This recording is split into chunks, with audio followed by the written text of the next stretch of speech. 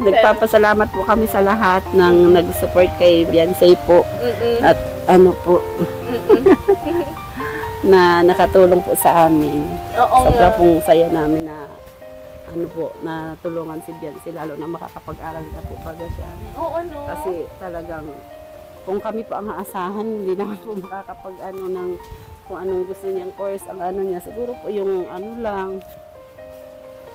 baka po hindi siya makapagtapos. Oo nga, kasi sadyang napakamahal talaga pag nagkolehiyo na. Opo, sobra po. Yun po talaga Ay, yung... laking tulong po sa kanya sa pag-aaral niya.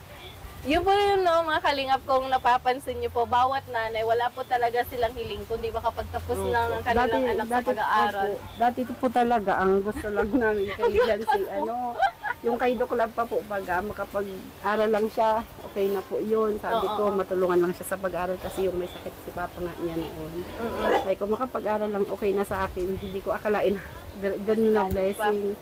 Dami ng blessing. Tapos yung pabahay. Natin inaasahan na sadyang napakalaki po ng bahay nyo. Ano pong masasabi mo doon? Nalilipat na kayo sa mansion nyo. Tinatawag nila itong mansion eh. Yeah. Naihiya nga kami kasi hindi naman baga kami sanay magtira sa ano na. Ganyan? Kasi simple lang na bahay, ayos na sa amin yun. Simpleng bahay lang baga, ayos na sa amin. Hindi namin nakalain na ganun ang ganda, no? Bahay. Ang ganda at ang parang nakakahiya na tuloy tumira pag ano. Anong masasabi mo kang Beyonce kung magbago man ang ugali niya? Ang masasabi ko lang sa kanya, yun kung ano ang ginagawa niya ngayon, yun lang, magpatuloy lang siya kasi hindi naman po baga siya maganda naman ang ano niya, kaya dapat wag siyang magbabago lagi. Kung magbago man siya, kung maging maayos man yung buhay niya, sana dumating yung araw na siya naman yung makatulong sa amin na mahirap din. Gusto ko ganun ang mangyari sa kanya. Pag nakapagtapos siya ng pag-aaral, nakatulong din sa mga mahirap na katulad namin. Yun yung, ano naman po ang mensahe mo kang Edu? Masasabi ko lang kay Edu, maraming salamat sa lahat ng support niya kay Beyonce.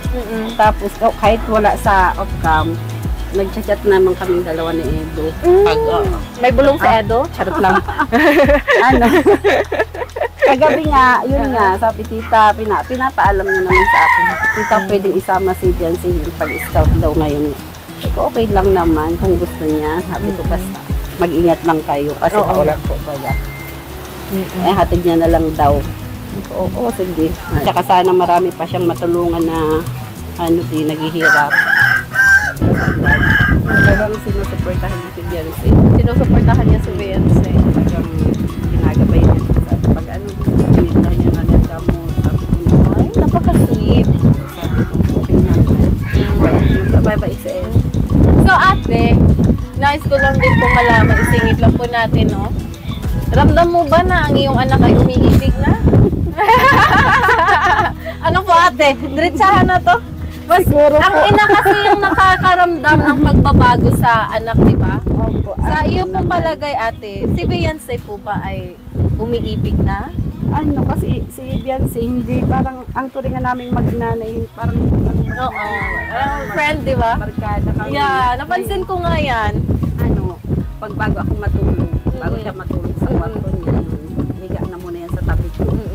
Kwentuhan kami yung nangyari ko maghapon, kwento niya sa akin.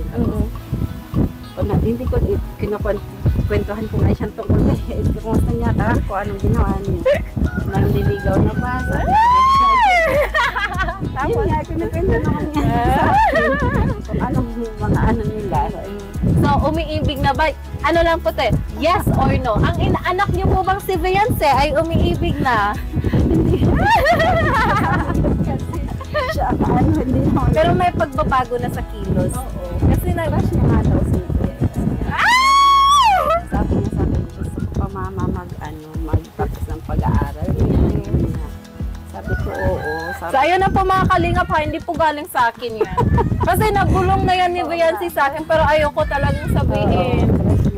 Mama na niya ha, huwag niya akong anuhin. So, sa madaling salita, ding ding ding, crush ni Beyonce si Edu. Pwedeng image lang kung anong nararamdaman ko. And then, huwag natin pangunahan. Kung may ano man, kung may namuumang relasyon, ay sila mismong dalawa ang magsiwalat yan, di ba? Oo nga. Nasa sa kanila na yung dalawa. Yes, pero ang importante ay supportado po ni ate, si Kalingap Edo. Oo, Sana mabait siya. all. Oo. Anong nagustuhan mo kay Edo? Ano po? Bukod sa siya'y matulungin, siya ay gentleman, siya ay gwapo, ano pa po yung mga katangiang taglay na nagustuhan mo para kay fiancé? Mabait po si ano, kabait talaga si Edo kahit na hindi sa ano, sa outcome talagang bait. Nagkakwentuhan din kayo? Oo, sa cellphone, nagchat-chatan kami. Nag-chat kayo sa Oo. cellphone. Anong tawag niya sa'yo, mama? Tita. Ay, tita pa. Tita pa pala. Minsan, pag nandito nanay, gano'n. Nanay. Pag sa cellphone, tita. Mm-mm. Pag nandito nanay. So, yun po yun. Mabait si Edo, kaya sabi ko, ang sinasabi ko lang naman sa kanya, lagi silang mag-ingat, yun, may tiwala naman ako kay Edo. Sabi nga ni Beyonce, kailangan ko talaga para magtapos para sa mga kapatid ko. Oo, Lagi na nasabi sinasabi. din niya sa akin yan. Wala siyang ibang focus daw. Yung nagkaroon kami ng bulong. Ngayon na, napag-usapan naman. So, ayun, sabi niya gusto talaga niyang makapagtapos. Sabi ko, tulungan tayo, tulong-tulong, gano'n. Tulungan ka. Sabi ko, kahit walang trabaho si Papa niya, kaya naman namin sila. Ikaw, Ano, Beyonce, ha? Napakakulit mo ay. sa baboy lang. Sabi ko, pag alaga kami, ayos na kahit walang trabaho Papa niya. Mm-mm. Patuloy pa rin ang pagbababoy namin kasi doon kami kumukuha ng source of So, ayun, no, di talaga, kung ano yung nasimulan nyo, yun talaga, yung pagbababoy nyo. kailangan nila yun para makapagtapos sila ng pag-aaral. Mm-mm. Kasi yung pagbababoy yun yung ano nyo, Opo. source of income. Opo. So, ang Talaga. galing. Ang galing talaga. So, ayun, ano pa po yung mensahe mo kang Beyonce? Ay nga, magpakabait siya lagi. Tsaka, yun nga, hindi naman siya pili naman yung mga barkada na sinasamahan niya. Hindi siya mahilig talaga makibarkada. Oo nga.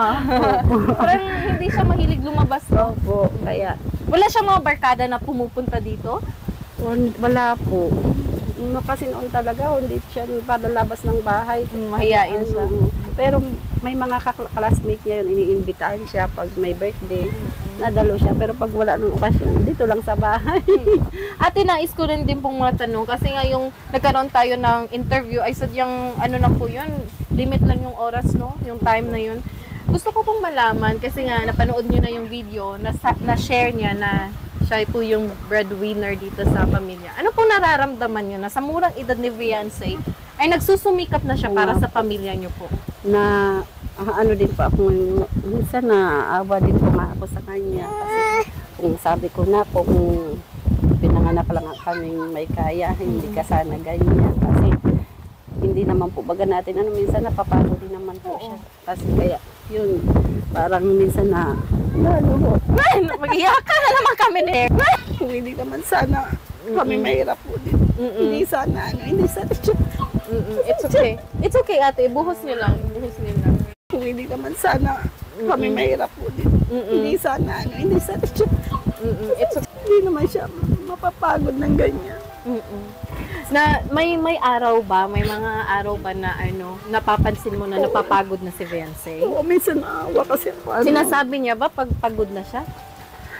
Hindi siya nagsasabi. Hindi siya, Nakikita mo lang sa galaw. magreklamo. Hindi siya gano'n na bata. Ni minsan hindi siya nagreklamo na napagod siya, pero naramdaman mo. Masakit. Oo, sobra. Kasi kung sabi ko nga sa kanya, kung kami lang hindi siya mapapagod yung lang. So parang sinisisi mo yung mga pagkakataon na sinisisi mo yung sarili mo dahil mahirap lang kayo, ganun po ba? Oo, tsaka dun sa mga basher, syempre yun, gano'n ba? Sabi ko siguro kung hindi ka nakaano dyan, wala kang mga basher na. Kasi nga Masasakit kung yung minsan salita. masakit na yung salita, so parang sinasabi mo na kung hindi ka lang pumasok sa ganitong klaseng trabaho, ay walang mangbabash at magsasabi Oo. sa'yo ng ganito.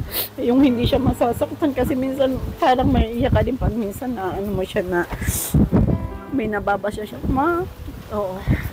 daw, tingnan mo yan. Pinapabasa niya sa'yo. Sabi ko, bayaan mo na, pinapalakas ko na lang yung Oo. loob niya. Pero ikaw mismo, sa loob-looban, masakit. Oo, sobra kasi yung sabihan siya na yung gano'n, na hindi naman nga gano'n siya. na parang ibang salita na, yung masasamang salita na sa kanya. Parang sakit na sa akin. Ang sinasabi niya, yun nga, parang sa akin ang balik niya mas masakit. Oo, kasi totoo. ako yung nanay. Yan po yung sinasabi ko talaga palagi. Na yung mga pakomento po natin sa mga anak nila, wala talagang ibang masasaktan. Unang-una po talaga ay yung magulang. Totoo po yan. Kaya So, sabi ko, lakas lang siya ng loob. Huling mensahe mo sa mga anak na nagtataguyod para sa kanilang pamilya.